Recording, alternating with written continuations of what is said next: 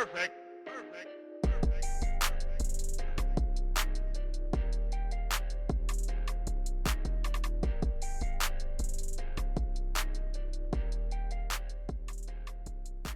Welcome back to the Mind of Monty podcast. This is a wrestling episode recapping a lot of what's been going on. We got a lot to discuss today, so I'm going to go ahead and introduce my guest, not so guest, I don't know, co-host at this point, because she hasn't missed a show so far. Doing great. TC.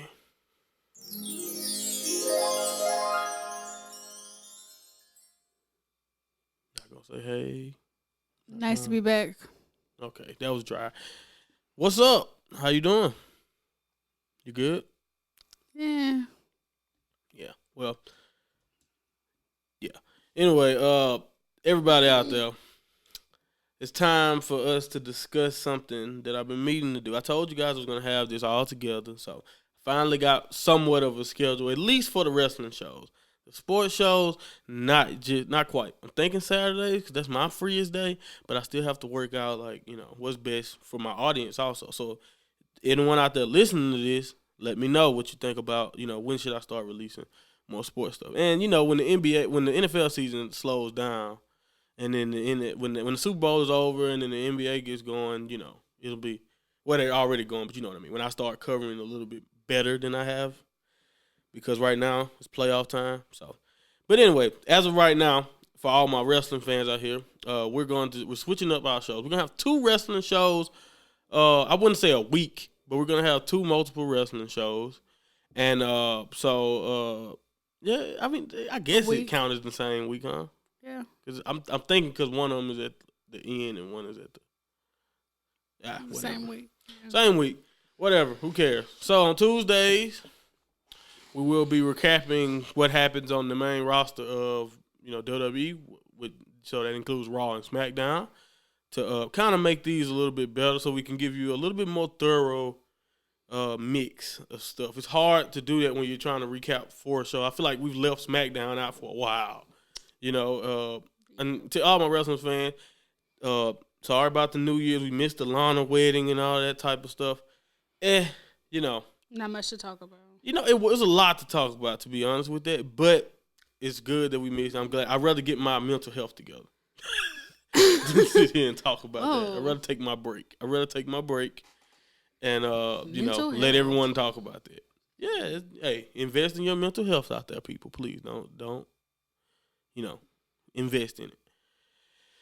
So on Tuesdays we'll be doing, the Fridays, the Friday SmackDown and the Monday Night Raws, and on Thursdays, is it Thursday? Thursdays, so yeah. Right after the Wednesday shows, we're gonna do AEW NXT, and as you see today, we're gonna be including, depending on how, the pay-per-views line up, or maybe road 2 shows. It depends, but depending on how that lined up, we're gonna try to focus on New Japan too, also in this NXT and AEW, review, like we're going to do today. So that's the schedule.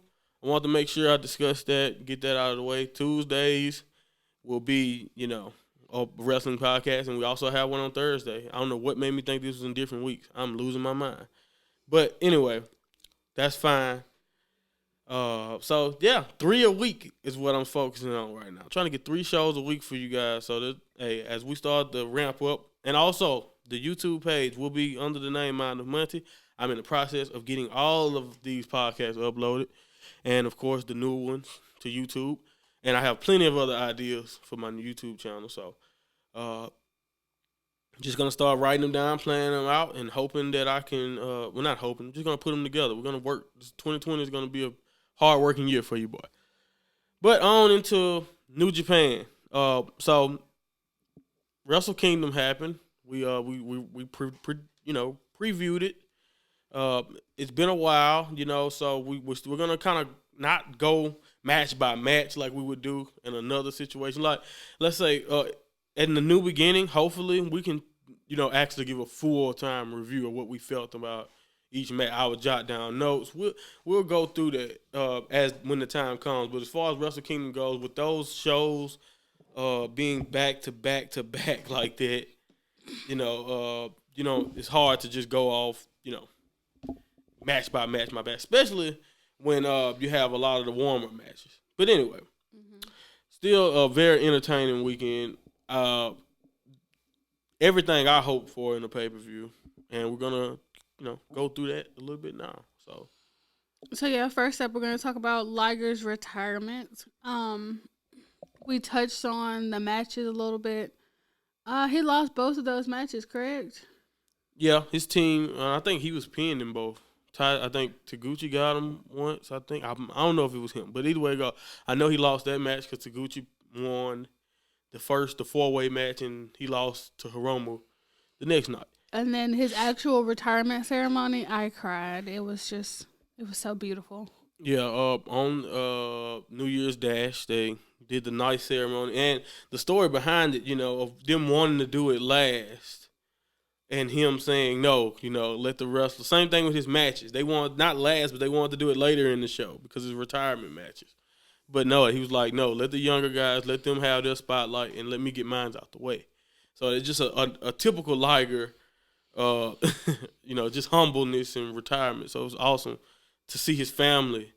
Right, his wife and his son. His son was in tears. He said that eased the tension for him. He didn't cry. Once he saw his son was in tears. He said New Japan was working their ass off at trying to make him cry the whole weekend. They tried. He said he didn't. I don't know. He was under the mask. I think maybe he could have, dropped a couple tears standing in the ring under the mask. Who knows? But it was nice to see everybody. Tanahashi crying. Bawling eyes out. They just show you how much of a hero that Liger is to people. To wrestlers in that company. Well, wrestlers around the world. Like I said, I saw WWE people tweeting out, thank you Liger, and and all of that. So it doesn't matter where you were, American, any wrestler, any fan of this business. It's sad to see Liger go, but at the same time, I was just watching this interview, and I know this doesn't have much to do with wrestling, but Dwayne Wade was just talking about retiring the right way. And, we know about the horror stories of some of the old school wrestlers. So the fact that Liger got to leave, still able to have great matches, still in good shape, walking, looking fine, especially with everything he's been through. And I think it's awesome. And, my hat's off to New Japan. I love if this is how they do their legends. I love it. I'm not saying WWE don't do it, but it felt different here. Like it felt like, just comparing recent memory, it felt different than Kurt Angle's retirement. Yeah, exactly. That's a perfect example, because even though Kurt lost and he kind of got his send off, the same. Professional wrestling, when you're retiring, you lose. Most of the time you're gonna lose that match. Matter of fact, it's probably 100% of the time, because you put over the guy. That's what you're supposed to do. Everybody knows it. Classic pro wrestling. So, yeah, even though Kurt lost, the way he got, look at all the anger behind how he got retired. All of that type of stuff. And it wasn't a ceremony the next night. They didn't do a bell ring, a toll for him. They don't do that for all of their legends. Probably, and especially, the only time I can remember WWE doing anything that was close to what New Japan did for Liger was, Ric Flair retirement years ago. I think they sort of did it for Shawn. Like, every now and then they do it, but again, it's totally different. Totally different style. Like with Liger, you can tell it didn't matter who it was on the roster, except ELP, of course. It didn't matter who it was on the roster. They all seemed to be like, oh man, Liger, it's tough to see you go. Like Will said, he lost it when he saw Tanahashi crying. Just grown men, great wrestlers in themselves. They can have an ego. They don't have to be that way. Liger meant that much. So I love seeing it. It was great. It was. Let's recap some matches from the 4th. On the 4th, we had Finn Juice taking on G.O.D. G.O.D. lost. Continuing that storyline that they never win at the Tokyo Dome. Right. And Finn Juice won. So I was wrong, by the way. And I was right. I wish I could remember. We should have kept tabs on our legit predictions because if we want to do that, you can make fun of me because I know I was wrong a couple times. But yeah, definitely on that. That was interesting. It was a pretty good match. I love the finish of that match with the stunner, the nice. I guess it's kind of like a sliced bread stunner. I guess you would call it what Dave Finlay does. But it was nice. I think it was great to give Dave Finlay that moment because I think Juice has won titles. I don't know if it was the boys who decided to let Dave Finlay get the pin or whatever, but it was cool. I think it's nice to see him, win a championship. And, him and Juice are a good team. I like them. I love when they get to talking backstage. They're obviously friends. But, of course, I'm going to be theorizing maybe a Dave Finlay heel turn and all that type of stuff. Not yet, people. Not yet. We'll see. Maybe down the line. I don't know. But right now, the tag division does at least have a little bit of more life because for the last few years, the tag division has only really been G.O.D. and Sonata and Evil, Mm-hmm. And I think it's great to have someone else there. But the problem now I see, well, we'll get to that. As a matter of fact, the tag division actually do have a lot of life based on what we saw a couple of days later after they teamed together with Tana and Ibushi. And, it seemed like they kind of agreed that they'll be defending those tag belts against Tana and Ibushi. So what do you think about that? What do you think about the team of Tanahashi and Kota? I think it's interesting, especially since Tanahashi is one of Kota Ibushi's the gods. He has people that he considered like people worthy of worship. And Tanahashi and Shinsuke Nakamura, I think Kaiji Muto was on that list. There's a couple other people. Mm-hmm. I think so too. But yeah, those are like the gods of, Japanese wrestling or just wrestling in general for him. So yeah, I think that's a great element of their team. And also, I like what Kota said. He said, yes, I'm bummed out about losing. I think he said to the effect of that, but he said also that it's more ways to change pro wrestling than being a double champion. Exactly. He didn't have to be a double champion, so he said maybe this is the way that he needs to change pro wrestling right now. And I think that's great. The problem with this is I really want Finn Juice to actually have a decent reign, but I wouldn't be mad if Kota and them was to win. So, that's what I mean by breathing new life. It's, now we already have a fresh rivalry where either team could win. Mm-hmm. Finn Juice can establish themselves. One of them can pin Tanahashi or Ibushi. Like, that's going to be a great rub. Or exciting, new team of the Ace and, Kota. And then Juice and them can go on the chase. And maybe, they change tactics. Who knows? You got a lot of options there. So I like that. I like that. And I think it's worth noting, especially since they're in the same faction. Right. Exactly. That's another difference. They don't do that as much. Mm-hmm. A lot of times they keep, the factions apart, like you said. So yeah, that was a big matchup. A big thing from the January the 4th. So yeah, I think I was right. Actually, you chose God. No, I'm not talking about that. I was right about Taguchi pinning Liger. Oh, okay. Yeah, I just looked up the results. So, yeah, I'm using my Mac, guys. I was reading off paper, and the other day for the sports show, and I had a couple people like, man, why are you using paper, man? Like you just can't write things down anymore. Really? People complain. Next, it is what it is. Well, same night, but it was Roppongi 3K versus ELP and Taiji. And you chose ELP and Taiji, and I chose Roppongi 3K, and Roppongi 3K ended up defeating your people. Actually, that was from the 5th. No, it wasn't. Yes, it was. That was from the 5th. The junior tag belts was on the 5th, not the 4th. That's all right. But sticking to the 4th real fast, since I have the results in front of me, because I see something that we can mention. Hiromu's match is from the 4th. That was the next one. And then also the death match with Moxley and Archer. I liked it, especially the finish. Death Rider through 2 tables. Awesome finish. Great match. I wasn't really expecting it to be as good as it was. It went on for about 15 minutes, which is a little, pretty good for that style of match to be doing. They put each other through hell as they should have, and I thought it was entertaining. But I also, like I said, I like the fact that that's how you did. They built it all the way up to a Death Rider through the table. It was nice. They built it nice. So I thought that was a good match also. I just wanted to point that out just in case anyone didn't know Archer lost. You probably do by now. And sticking to the fourth again, let's go ahead and talk about Hiromu and Will. That was a historic match, and that's only his fourth defense of this on this run, and it just feels like Will has had it. But I forgot he had to win the best of the Super Juniors to take it from Dragon Lee, right? Mm-hmm. So yeah, it is only his fourth defense, even though he's beating everyone. It was about 25 minutes. It's you know what?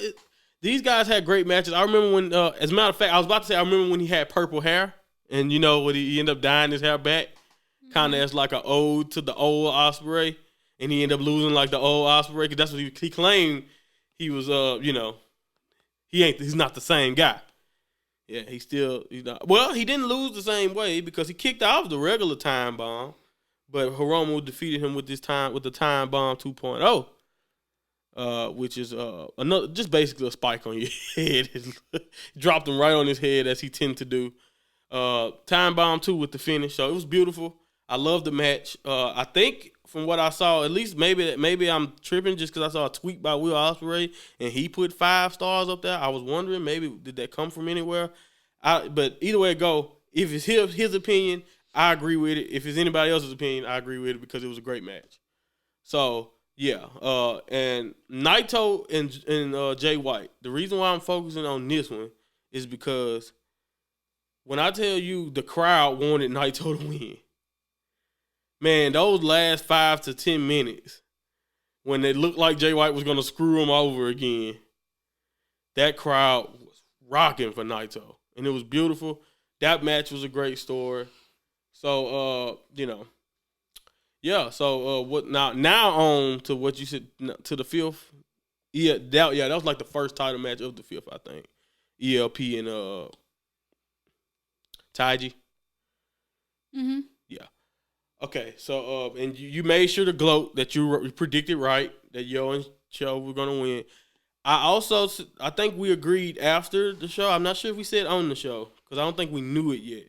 But as we were watching, I think I kind of started to agree that I would have changed my pick if I knew that Yo and Show had never won in the Dome. You know, it was, I didn't know that. Yeah, you said if you had known that they won the tournament match but always lost on the big show, you would have rooted for them. Well, not rooted. I definitely was gonna root against them either way. ELP is my boy. Know what I mean. I'm not rooting against ELP. But anyway, I would have chose them to win because it makes a little bit more sense since they had never won there. But at the end of the day, they've done it again. What I'm excited to see is what we found out again on New Year's Dash that they will be going against. Thanks. You just can't help yourself, can it? She makes as much noise as possible and waits till we start recording to do it. No, I don't. Yes, you do. My knee hurts.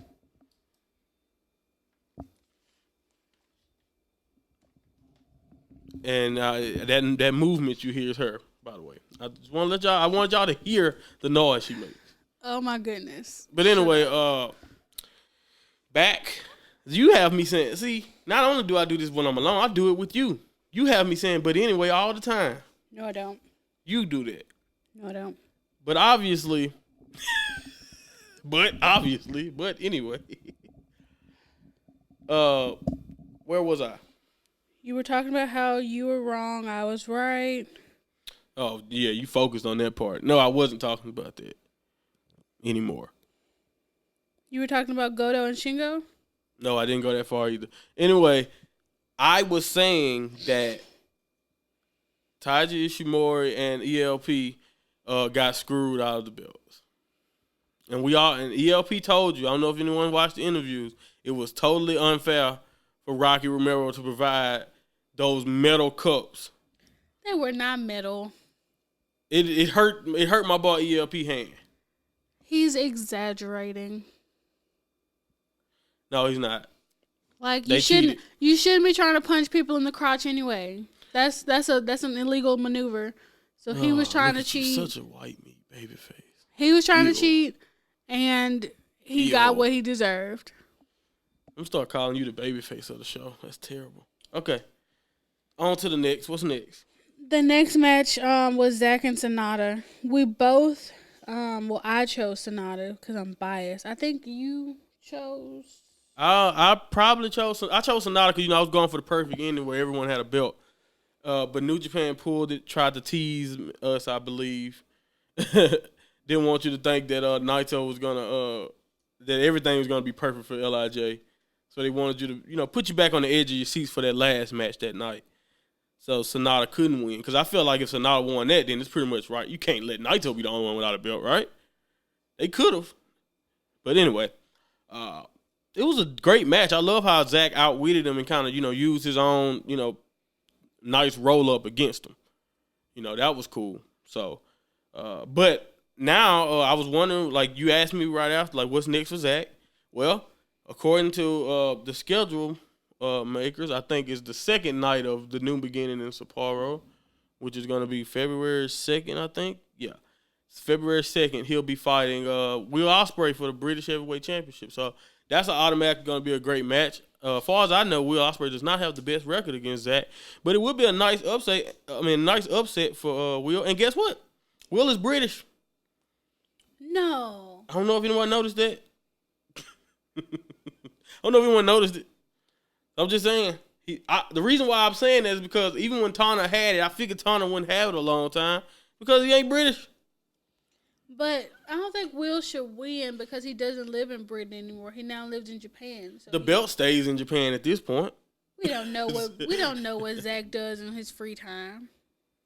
Yeah, that's true. But another thing, Zack has been this champion forever. You know that, right? He said on and off for 4 years. So exactly. So he can lose it again. It don't matter. He'll get it back probably. He's probably the greatest British heavyweight champion. I'm not gonna say ever because I'm not really that of the 20 teams. Varied. Yeah, he might be especially in the last 5 years I can account for. But I don't know. I can't, go back into British wrestling history. But all right, what's next? Next we had the match for the U.S. title, but you kind of already explained that Jon Moxley came away with that, right? Yeah. Yeah, he came away with the match. I explained Archer. I didn't explain the Juice match, but that ended up good. But I think more interesting than that, because actually that match was rather short. That was about a 12-minute match, which I was shocked. I figured Juice would put up a little bit more of a fight. But what happened after that was more interesting than the match, in my opinion. Suzuki coming out, taking off his sweatshirt, dropping him on his head. And then the next night, we have Suzuki in a match himself, and then Moxley coming out and dropping him on his head. I love the crazy going back and forth. They both threaten to kill each other. It's awesome. It's just as psycho as I figured it would be.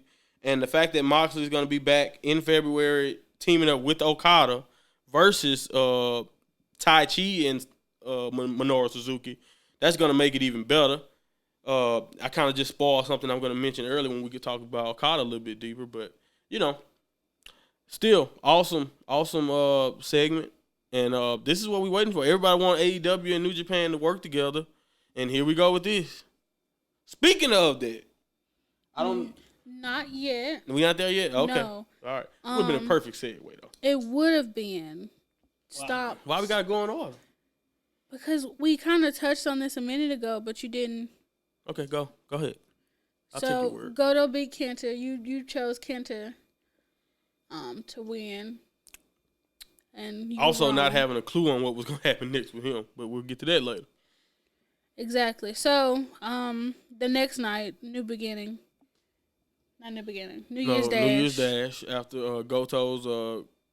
It was a very physical match with Kenta, which is typical with that belt. That's pretty much the strong style belt. I actually wish it was called a strong style championship. But, I understand why they call it never open because, any weight class can challenge. That doesn't matter because now Shingo's challenging and, he's a heavyweight now. He's an open weight. No, he's a legit heavyweight. I know he fight everybody, but we never believed that. We never believed he was a junior. Don't even go there with that open weight stuff. We never believed he was a junior. He could be a junior if he wanted to be. And he always gained his weight back after he weighed in. That's true. Anyway, though, it was nice. It was nice to see Shingo show some personality. Get the crowd riled up. He said it's either yes or hi, which is yes in Japanese too. So it's like you have no choice but to say yes to defending your belt against me, especially since he hit Made in Japan. No, it wasn't Made in Japan. He hit Last of the Dragon. Mm-hmm. Yeah, he hit his legit finish. So. Yeah, so he dropped Goto with that, and now they'll be going against each other on February 1st for the Never Openweight title. Can't wait for that match at New Beginning. It's going to be great. All right, and then, so, I don't know if you said it, but between the Okada match and Kota, obviously Kota lost, and then Okada went on to face Naito on the second night, and he lost. Naito became the double champion, like we, hoped would happen. But yeah. Yep, the ending that everyone wanted, and they did a great job of making it dramatic. Especially like they did just the same thing with the Jay White match. How dramatic that was. It was the exact same thing for the Okada match. Probably a little bit, because even though he wasn't getting screwed, it's Okada who's basically unbeatable, and especially unbeatable for Naito. Right. And exactly, I agree. They were booing Okada in the match. People wanted Naito to win. I think people would not have been happy at all if Naito did not, win that match. It seemed like it. Those are the vibes they were giving me. And then I love the salute after the match. It was a 40-minute match, by the way, almost. Kind of like as a matter of fact, the fact that Okada can go 35 plus minutes 2 nights in a row. It's insane. Like the things that they put their body through. I know they're enjoying their time off right now. But I love after the match the salute by Okada giving him the fist back after Naito told him and basically quoted the same thing Okada told him a couple years ago and said, let's do it again someday. That was awesome. I love what Okada said in his press conference after that. Basically saying I can't use excuses. He beat me, and maybe in this New Japan, Naito is the perfect double champion. I thought that was cool. It was nice. It's nice, man. It was perfect moment. The story was great. Naito was the only one who didn't have anything. Everyone else had belts. Everyone else had achievements heading into that, and Naito left with everything. It's a perfect story. Perfect story. That's what we watch New Japan for. Exactly. It was like the culmination of a great feeling, and then it was just ruined. Yeah, a 2-year a thing that they've invested multiple years into. A story that they've invested multiple years into was just absolutely destroyed by Kenta, who came out there, and I don't care. I thought Jay White was a top heel. I thought ELP was great at getting heat from the fans. Nobody is better at getting heat from New Japan fans than Kenta. New Japan fans don't boo. Like on your interests and stuff. They booed him in his Goto match. They booed him a lot after he did what he did to Naito, hitting the go to sleep on him after his match and challenging him basically by sitting in the Shibata pose on top of him. They booed him the next night in New Year's Dash as Kenta made his statement. And it is official in New Beginning, not the February 1st and 2nd. We do not have the full schedule for the I think that's going to happen. Like they usually do the shows with a minor belts, like the open weight, be defended. Mm-hmm. And then the next week they'll do the Intercontinental World title, stuff like that. So I also thought about it this way: since the double championship would be defended together, kind of like they're doing now. Now they finally have enough time, in my opinion, as you see the Never Openweight title defending in a main event. You know what I'm saying? Other belts are going to get time to shine because that used to be a spot reserved for the Intercontinental title.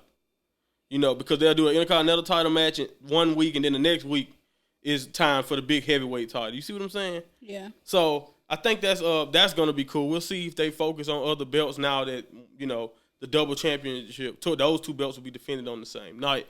But I'm looking forward to that matchup. If Kenta wins, New Japan fans are going to lose their minds. Yeah, and then just again touch on Kenta enjoying himself in New Japan. He dances to the boos. I've never seen anybody so happy to be booed in my life. Oh yeah, his personality is really shining through in this role. Like, yeah, you can see he's enjoying it. He's having fun with it. Yeah, definitely. But that's the recap. And kind of a preview of New Beginning. I kind of mixed both of them together here. That's our New Japan segment. It took about 30 minutes.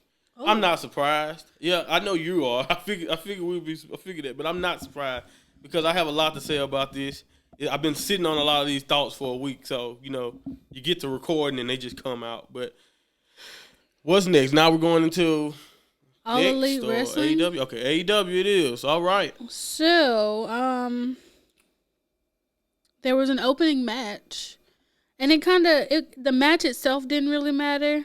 It kind of played on like Hangman's character and his progression and his slowly moving away from the Elite. Like last week, he found out he had a match while he was drinking, commentating. Things like that. I think that's the point of that match, and not really the match itself that's important. Yeah, well, yeah, exactly. I think the little beef he started with Private Party is a minor story inside a bigger story, if you see what I'm trying to say. Mm-hmm. His interaction with them is bigger, and that's a small part of his back and forth he's starting to have now with not really a back and forth, but it's kind of like is he gonna leave him? Is he not? Is he gonna turn heel? What's gonna happen? With Hangman Page is basically what they're doing. So he did pretty good. He looked babyface to me. They had a couple of spots where they teased, Kenny running into him or Hangman running into Kenny, but they did a nice, lariat V-trigger combination. They finished the match, One Wing Angel. Then Neville pops up. He's destroying poor Michael Nakazawa. Pac. Oh, man, you're right. Oh, my goodness. I'm so sorry. Not really, but yeah, you know what I meant. I'm sorry. Yeah, Pac, the bastard Pac. Why do I not want to call him that? I was programmed. Because they don't say it right. They call him Pac. Ah. And we know Pac's not right. Well, I guess it can go both ways. If he fine with it, I'm fine with it. But I'm not calling him that. I'm Tupac. Come on, Tupac. Come on. I've been thinking on that. I think it like when he was in England and in Japan, we called him Pac. Like he called himself Pac. So do you think this might be trying to distinguish him from that character type of thing by calling him Pac? I don't think so because he's still the bastard. If you see what I'm trying to say. That's true. And when he went back to Noah. I think it was Noah, yeah. It was Noah. When he went to Noah, he still was the bastard. He was their world champion. He was this dastardly, just horrible character, and he's still doing that. So I don't think it's different. I just think AEW is a Southern promotion, and they're gonna say Pac. Okay, I'll let that go. There's a lot of trust me. We weren't around then because we're young. But I watched some old videos of people calling Tupac. Ugh. It happened. It happened. I don't know. But anyway, it goes. It's fine. I'm sorry. Pac interrupted. Poor Michael Nakazawa. Hangman told Kenny to go. So Hangman seems to be good for this week. We'll see where that goes, though. Nice, nice little intriguing story, I guess. Basic match though. A basic AEW match. Yeah. We'll get into some of these AEW tropes in a minute. I knew it. The women's segment was next. A little Riho and Statlander match. Yeah. Yeah. And everyone else. And yeah, well, they, it started off as just a nice little match, and then for some reason, this faction that I just don't understand, the Nightmare Collective, I don't get it. I still don't get it. I haven't gotten it yet. Maybe something will happen. I mean, it's a faction. That's all I got for you. That's all I got for you is that it's a faction. Exactly. That's what we have to do for a lot of this stuff. A lot of people hate the Dark Order. Well, they've only, you haven't given much of a chance yet. Yeah. So give it time and we'll see where it goes. But I'm not, I don't know what Excalibur did to Brandy. She wasn't happy with him. At all. Called him ugly. Questioned his mask. Just Question everybody else, saying like, are they just playing along with some sick little game? Yeah. It was interesting there for a minute because it looked like Awesome Kong and the collective was trying to help Riho, but Riho ultimate babyface. Yeah, exactly. Stuck it out, and she ended up winning because of them though. So wasn't a nice cleanest finish, but it was still a decent match. I think they did some great things. I'm not sure what a Nightmare Collective I'm not sure where they fit in yet though. So we'll see where that goes. Nice to see the other after the match after they tried to attack the alien Statlander. Which, by the way, Brandy just said, "Forget your gimmick. She's a woman with paint on." Well, when Brandy went down there to talk to her, she was speaking English. No more of that finger on the nose stuff. Yeah, but all right, whatever. She first of all, it's an alien who decided to wrestle. She knows English. Well, why did she act like she didn't know English when they tried to interview her? Because so now you want to break kayfabe in the middle of the show? That's what I'm just saying. So you know why? Because she was told to. I'm just saying, pick and choose. Okay, that's fine. Inconsistency, you can say that. But the point I'm trying to make is, it's hard. You're definitely not helping build that character up by telling us, oh, she's just a woman with face paint. Yeah, that's not helping. No matter if she speak now or not. You know why? Because I can say she's been here long enough to learn a little bit of English. Because all they say is that she's from the Andromeda galaxy. They didn't say when she got here. They didn't have a planet. They didn't say when she got here. That's true. She could have got here as a wee baby. But exactly, and learn English. Exactly. Then speak it from the jump. That's all I'm saying. Be consistent. Don't give me the nose stuff. No. And then next week start talking and giving me attitude. She was rolling her neck and all this, that, and the other. So she knows what she's supposed to do. And you know why that's hypocritical? Because if she came out speaking straight English, everybody would be like, what? How is she from Andromeda? They wouldn't be speaking this language. She looks like a human. Else. Okay, so basically this whole gimmick is stupid. That's basically what you're saying. No, I'm saying if she looks like a human, why is it so far-fetched for her to speak English? Because she's from another galaxy. Okay, if she can space travel, I'm pretty sure she has a language system. And if she can space travel and she came to Earth to stay, I'm pretty sure that she would know English or some other language. This is not the point of this segment. It's not. I'm not finna go into this. I don't know why we're talking about this. Okay? Like I was saying, it was nice to see I don't know what the world Big Swole was so mad at. You would think they attacked her. She was very mad. She was itching to fight. Yeah, she was very mad. But, still interesting to see. I guess you kind of got to see, who the baby faces are with Sheeta and Big Swole coming out there. And you still have Riho, kind of saying, okay, we don't want none of this Nightmare Collective mess. Not necessarily Dr. Britt Baker. She kind of stayed out of it. Like, okay, I don't like the baby faces, but I ain't with y'all either. So she's a tweener. We'll see. But I think it was cool. It's finally nice to see all of it, even though that wasn't all the women. You know that, right? Yes. We've seen other women. We've got the other Nyla Rose and is it Shayna? I'm not sure off the top of my head. The French lady. It's the people who the girl who dressed like Freddie Mercury. It's a lot Sakurai. Of yeah. So So I digress. We kind of rambled there for a moment. Then they had the Dark Order segment with Christopher Daniels.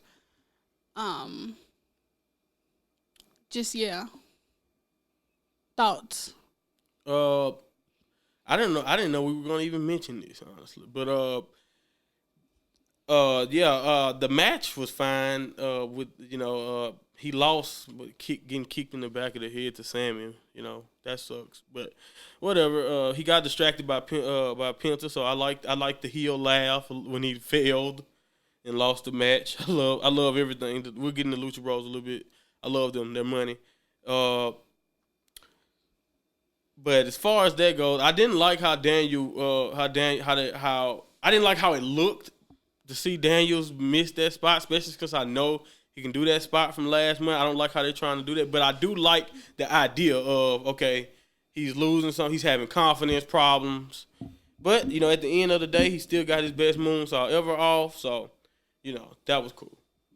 But it was a nice finish. Apparently, the Dark Order and I think it's the Young Bucks and SCU have a thing going on now. So yeah, it was decent, I guess. The whole show was okay, but that was decent. Main comment that you kind of expressed was that it was overall an okay show. Yeah, it was fine. Yeah, it was okay, very okay, but not the decent. It wasn't better. I thought I enjoy NXT's better. I heard a lot of mixed reviews from this show.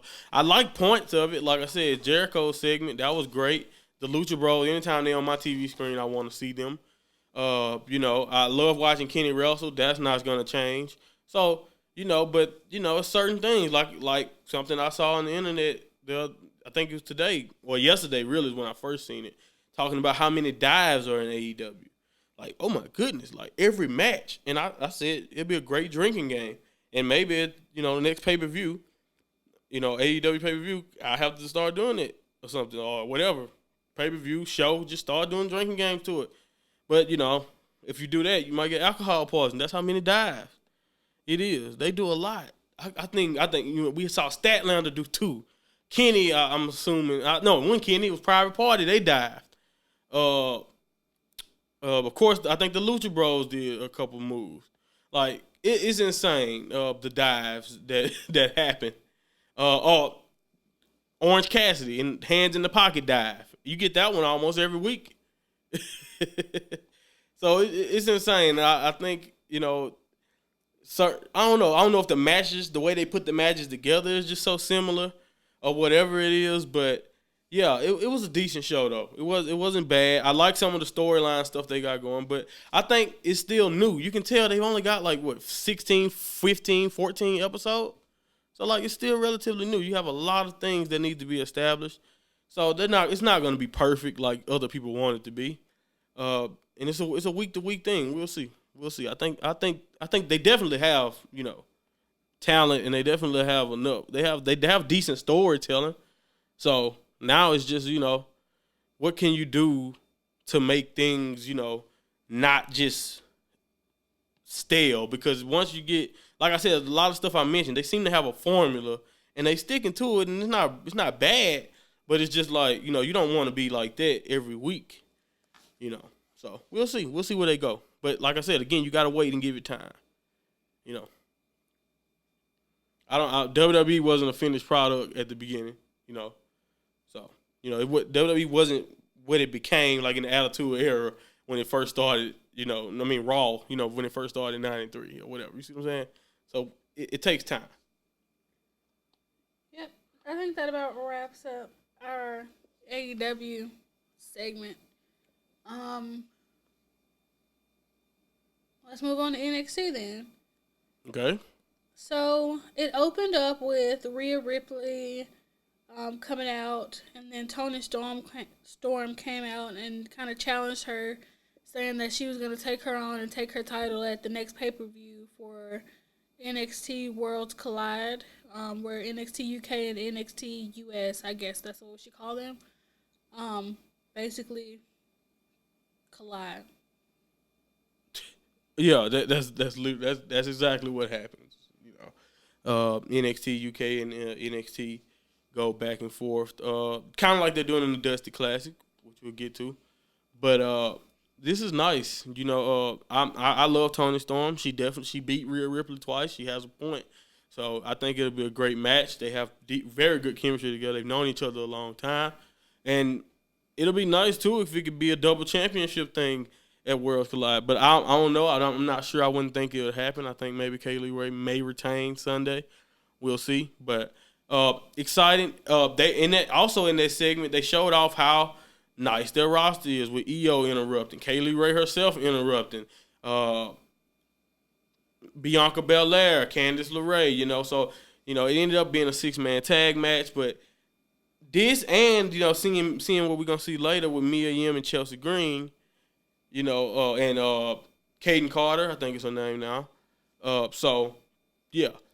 And I think they probably left off one or two other decent female wrestlers that's on there. I mean, Shayna wasn't even on the show. Her crew wasn't even there. So, maybe of course I think they're slowly moving her up. I think that's probably why she's not on NXT anymore, or wasn't there this week since she's lost her belt. We'll see as the weeks go by. But their women's division, in my opinion, is the strongest. Stronger than main rosters, stronger than AEW. They probably have the strongest one that I can think of, right now. Even though news about EO being unhappy is threatening some of that, I still think the roster is pretty good, and I think that segment / match showed that also. Yep, and like you said, the Dusty Classic is kicking off.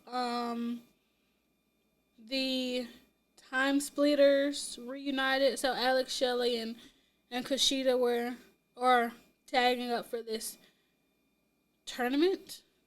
Yeah. So for the invitation, for the Dusty Classic Invitational, the Time Splitters are returning. I was very excited by that. Alex Shelley has never had a match, I don't think, anywhere in WWE.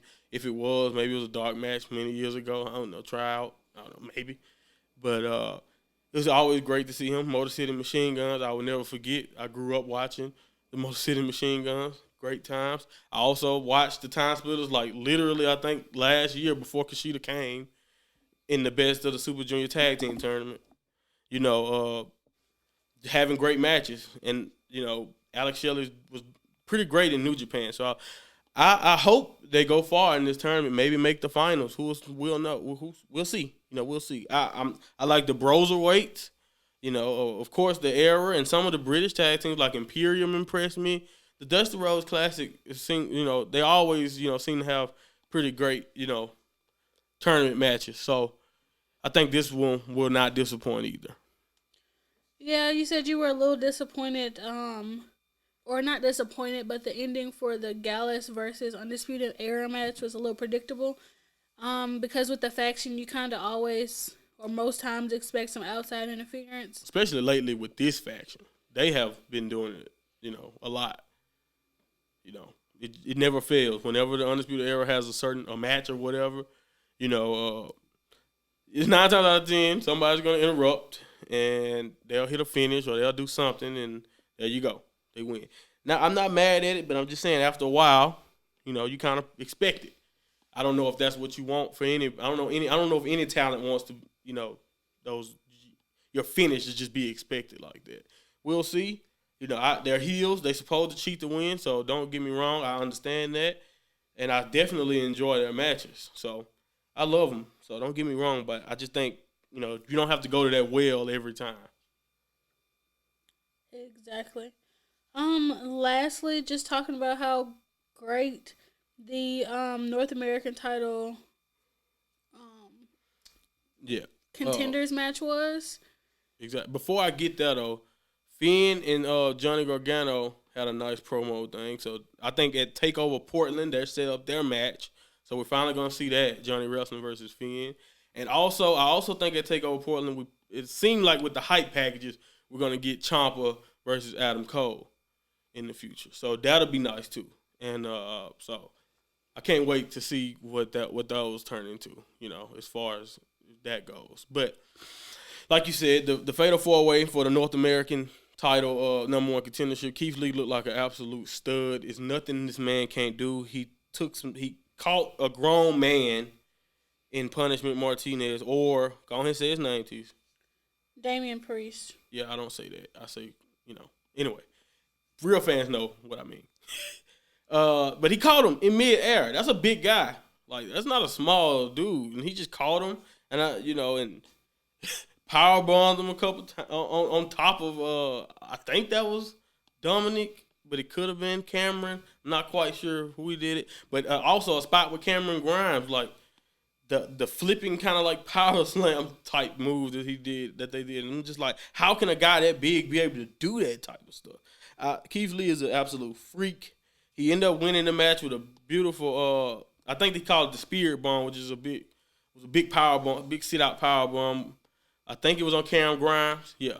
So he earned his shot at Roderick Strong's title. And I'm just going to be honest with you. When somebody wrestles like Keith Lee and as over as he is, he got to beat Roderick. As much as I like Roderick, as much as I know the Undisputed Era is probably going to try to cheat to win, they've had the belts for a while now. I think they've achieved faction legendary status as far as NXT goes, because anytime a faction has every belt on the roster, you pretty much, you're a great faction.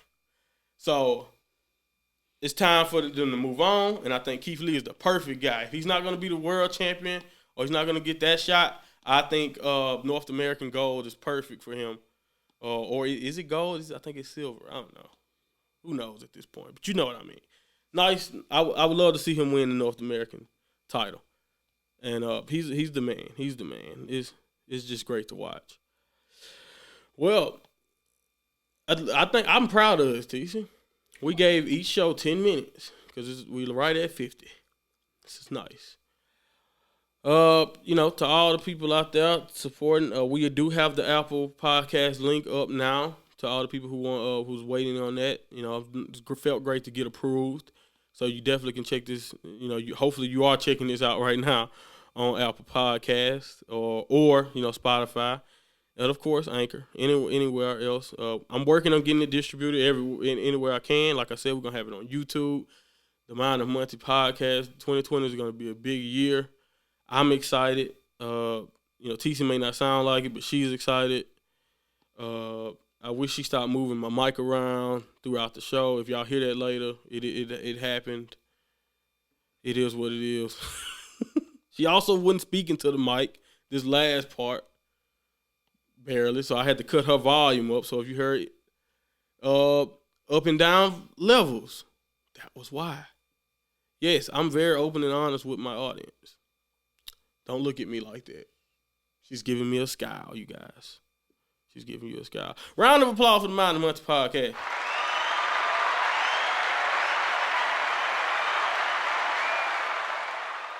Like I always say, invest in your mental health. Enjoy your loved ones. You never know what can happen. In the blink of an eye, everything can be different or everything can be over. So love yourself. Love, show love, spread love. Do not lead with hate. We got enough of that in this world. I love you all. Thanks for listening. And, TC, you have anything you want us to add? Nope. Okay, she sounds embarrassed. Okay, she's probably not. She's just whatever.